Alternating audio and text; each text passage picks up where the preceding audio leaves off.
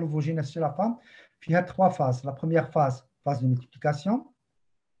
La deuxième phase, phase de croissance. Pour marquer le volume, il augmente, même dans le noyau. 2Q passe à 4Q. On va entamer la méiose, la maturation, la méiose. On l'appelle phase de maturation ou la méiose. Où il y a deux divisions. Il y a la première division ou il y a la deuxième division. Trois phases. Je reprends. Phase de multiplication pendant la vie embryonnaire et fœtale. Phase d'accroissement pendant la puberté.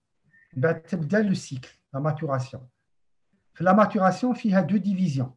Il y a la première division qu'on appelle la division réductionnelle, ou il y a la deuxième division, les divisions équationnelles. Donc, là, c'est des mitoses normales, ou des ovogonies. Chaque ovogonie fait 2N, 2Q, il va se diviser en deux cellules filles contenant 2N, 2Q. Même chaque ovogonie à son tour va se diviser en deux ovocytes 1, ovocyte 1. Donc, ici, chaque ovogonie contenant 2N, 2Q va donner deux cellules filles contenant le même nombre de chromosomes et la même quantité d'ADN que la cellule mère, c'est-à-dire 2N chromosomes, 2Q d'ADN. Cette fois-ci, cette cellule nous appelle ovocyte 1, ovocyte 1, ovocyte 1, ovocyte 1. Donc ici, vous avez uniquement des mitoses. Arrivé à la puberté, la phase de croissance. Oui, ils vont se préparer à la méiose. Qu'est-ce qui se passe au cours de cette deuxième phase? Il y a deux phénomènes. Le premier phénomène se passe dans le cytoplasme. Le deuxième phénomène intéresse le noyau. Le cytoplasme, il y aura une synthèse protéique. C'est pour cela que le volume de l'ovocyte il va grossir. Avec 20 micromètres et 100 micromètres. Une augmentation très importante. Ces réserves énergétiques qui sont nécessaires à un bon déroulement de la méiose ou de la maturation. Parce que c'est une division très très longue, mais la première ou la deuxième, comme 22 à 23 jours. De l'ovocyte ou la l'ovule, il a besoin de ressources énergétiques. Donc, c'est des sources énergétiques, du glucose, des triglycérides, des lipides qui vont jouer comme source énergétique pour la survie de l'ovocyte. Ou par la suite l'ovule, c'est les fécondés. Donc, on va entamer la troisième division de l'ovogénèse, qui est la troisième phase et la dernière qu'on appelle la phase de maturation, avec deux divisions.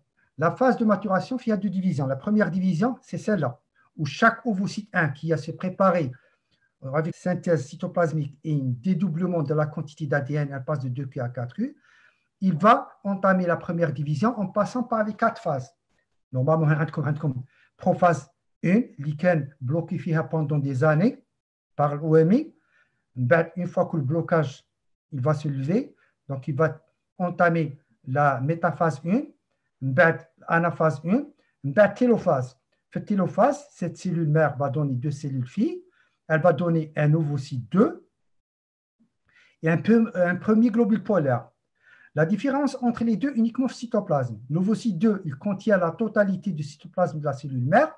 Par contre, le premier globule polaire, il contient une quantité infime, négligeable de cytoplasme de la cellule mère. D'où ce premier globule polaire, il n'a aucun rôle, il va dégénérer.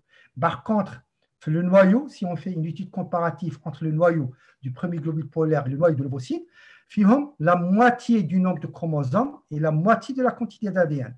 Mais du fait que ce premier globule polaire contient une quantité cytoplasmique négligeable, donc il va dégénérer.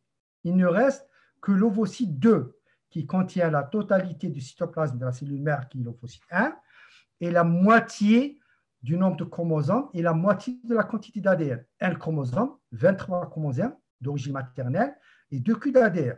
C'est bon?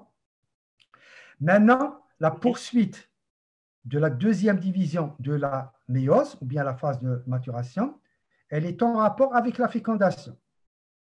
Donc celui-là, cet ovocyte 2, il va se bloquer une deuxième fois. Il est bloqué en prophase de la première division.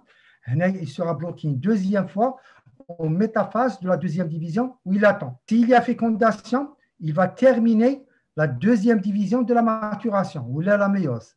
S'il n'y a pas de fécondation, il reste bloqué en métaphase de la deuxième division et sera expulsé lors des règles.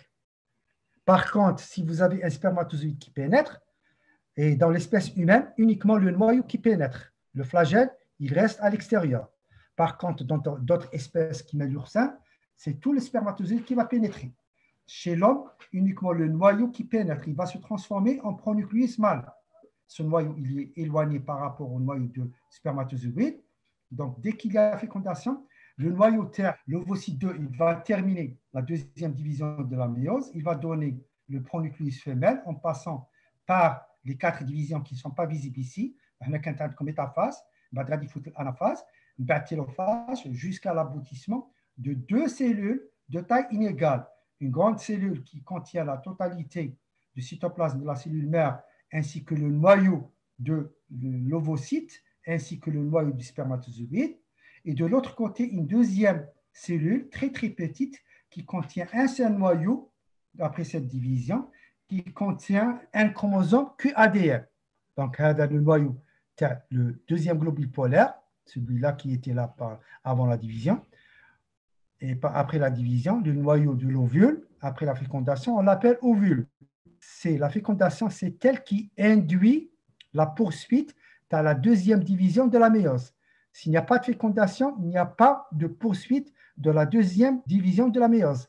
S'il y a une fécondation, cet ovocyte 2, il va terminer la deuxième division de la méiose pour donner le deuxième globule polaire et un ovule. Dans l'ovule, vous avez les 2 noyaux. Vous avez le noyau de l'ovule, qui va se transformer en pronucléus femelle. Vous avez le noyau du spermatozoïde qui va se transformer en pronucléus mâle. Et par la suite, il y aura la fusion des 2 noyaux et on va entamer la première division de la fécondation, qu'on appelle la segmentation, futur embryon. Donc, le premier globule polaire et le deuxième globule polaire, c'est des cellules qui vont mourir.